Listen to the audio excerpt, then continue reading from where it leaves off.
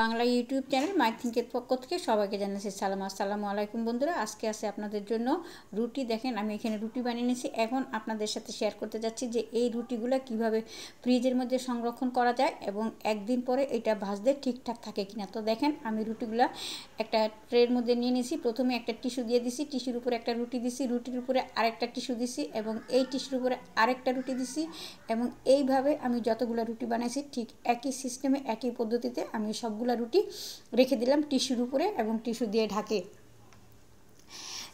ঢেকে। তো দেখেন আমার রুটিগুলো হয়ে গেছে সুন্দর মতো ঢাকা। এখন এই টিস্যুগুলোর মধ্যে আমি একটা ঢাকনা দিয়ে দেবো। দেখেন ঢাকনা দিয়ে দিচ্ছি। এখন এটা আমি ফ্রিজে রেখে দেবো।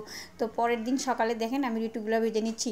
তো রুটিগুলো ভাজার আগে আমি প্রথমে একটা ভেজে নিচ্ছি। রুটি খাবো কি দিয়ে, সেই জন্য প্রথমে একটা ডিম ভেজে নিচ্ছি। তো ডিম ভেজে নেওয়ার জন্য তো দেখেন ফ্রাই প্যানের মধ্যে দিয়ে দিচ্ছি ডিমটা। তো এখন আমি এই ডিমটা সুন্দর করে ভেজে নিব, একটু কড়া করে ভেজে নিব, কারণ এই কড়া ডিম ভাজাটা আমার কাছে ভালো লাগে, সেজন্য আমি একটু কড়া ভেজে নিই। আপনাদের যেমন ভালো লাগে তেমন ভেজে নেবেন।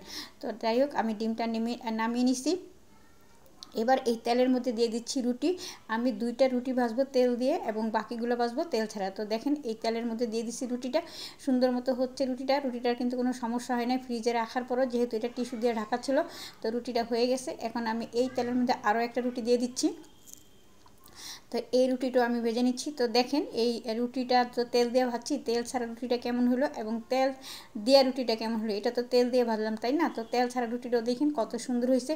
এটা বোঝাই যাবে না যে গতকালকে বানানো রুটি, এটা ফ্রিজে ছিল, এটা বোঝার কোনো উপায় নেই। খাওয়ার সময় ঠিক একই রকম নরম তুলতুলেই ছিল, কোনো সমস্যা হয় না। তো যারা রুটি প্রতিদিনই লাগে, আসলে রুটি বানাতে একটু কষ্ট, একটু ঝামেলা, তো সেই জন্য এইভাবে একসাথে অনেকগুলো রুটি বানিয়ে সংরক্ষণ করে রাখতে পারেন এবং যখন প্রয়োজন তখন কিন্তু ভেজে নিতে পারেন, কোনো অসুবিধা নেই। তো দেখেন আমি আরও রুটি ভেজে নিচ্ছি তেল ছাড়া। এগুলো হচ্ছে তেল ছাড়া।